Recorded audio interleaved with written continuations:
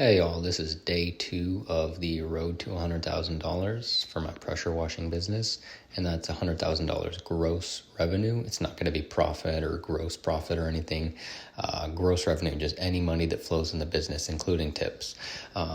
So today I worked on my logo, and really I had AI work on my logo. I got a pretty cool design or two. It needs just a little bit of tweaking.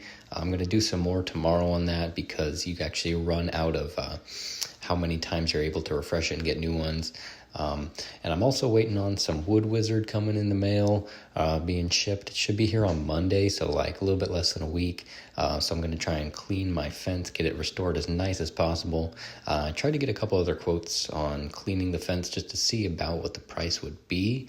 Because yesterday I got a couple quotes and it was a lot more expensive than I expected. And they weren't even using that Wood Wizard, the high quality stuff. They were just using watered down bleach, which I've heard can really decrease the length of the life of the fence. So what I'm going to do is, in the part of my fence that you can't really see that well, I'm going to do a little bit of that bleach mix and see how that looks and how it affects the fence versus the rest of it. I'm going to try and use that Wood Wizard and see how much better, if it's really worth it. If it's not, it's only like a $60 buy to try it out. But either way, I'm going to try and make that fence look brand spanking new, at least color-wise.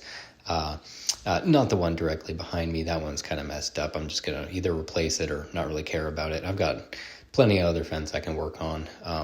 Already did my driveway, did my neighbor's driveway. I'm kind of curious.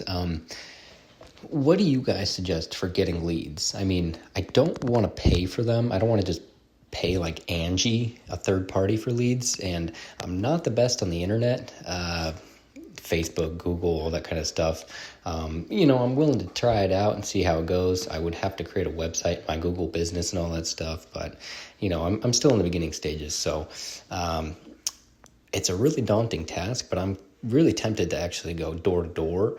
I have at least one neighbor who was very friendly, saw me doing some landscaping, and she actually wanted some help. I didn't do it because I'm not that much of a landscaper.